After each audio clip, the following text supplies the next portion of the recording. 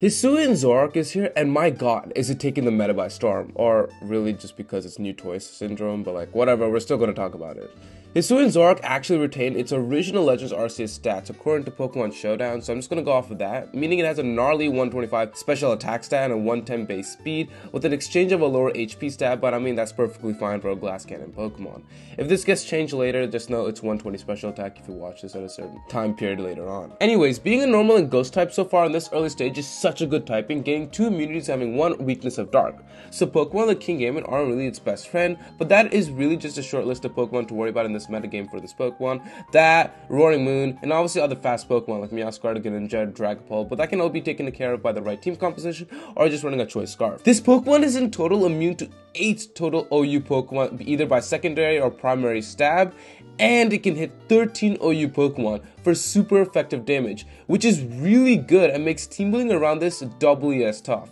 Where it really has a problem in the early meta is being able to disguise itself as any Pokemon it wants, thanks to Illusion. And while this Pokemon is still on your side, this makes your opponent think twice of fighting or ghost moves, because at any point in time, this thing may come in and you just won't know about it. Hisuian Zork is actually an amazing switch into E-Speed Dragonite, and if that Dragonite is Terra to normal, Hisuian Zork can hit extremely back hard with a Focus Blast. I personally use Hisuian Zork in Lingo with Walking Wake, as they have a pretty similar offensive stats and they both share a move of Flamethrower, so it can be hard for your opponent to tell which Pokemon is really in. Yet again, Pokemon has released another Pokemon that makes Gholdengo seem less and less of a threat in this format. It also gets a Stab, Hyper Voice, Shadow Ball, and other coverage moves like Sludge Bomb and, like I said earlier, Flamethrower and more. Sludge Bomb is especially an excellent choice against fairy coverage, and in my opinion has been a much more reliable move over the move of Focus Blast on most occasions, but that's just my personal opinion. It also has the signature move of Bitter Malice, which by and large is an excellent offensive option, lowering the attack stat by 1 stage 100% of the time,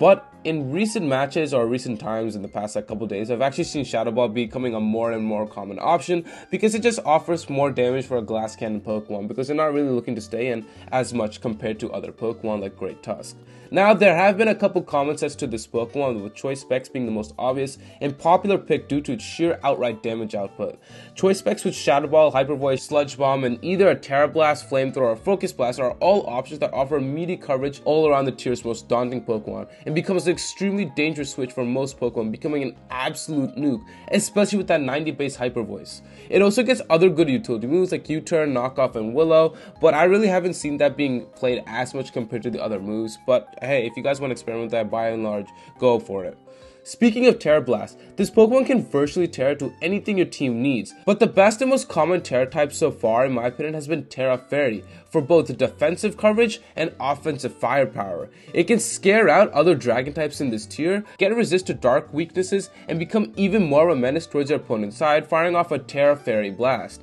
If this Pokemon becomes the fastest Pokemon also left on the field, it can start to sweep up things in an instant. Like I mentioned earlier in the beginning of the video, Choice Scarfs have been somewhat of a possibility running around as it becomes a super fast Hypermon with I think only Booster Energy Iron Balloon really having to worry about, but correct me if I'm wrong in the comments below. Additionally, I would argue Focus Sash sets have become even more common as you set up a Nasty Plot and go to town, although with Tazos running around as well, I found this to be a bit more underwhelming when I was first testing it out. Hisuian Zork is also a Pokemon that actually benefits from hazards onto your opponent's side because that just offers for more chip damage from Stealth Rocks and Spikes and much more, and that can help this Pokemon KO other Pokemon even faster. So partners like Great Tusk, Tinglu, Clodsire, Garganacl have been really excellent partners for this Pokemon. Hisuian Zork is definitely an upgrade over regular Zork in terms of overall, with its typing playing a large part. This Pokemon definitely seems some high level gameplay because of its illusion ability, being able to make your opponent think hard what Pokemon is in and out, and its immunities to normal Ghost and Fighting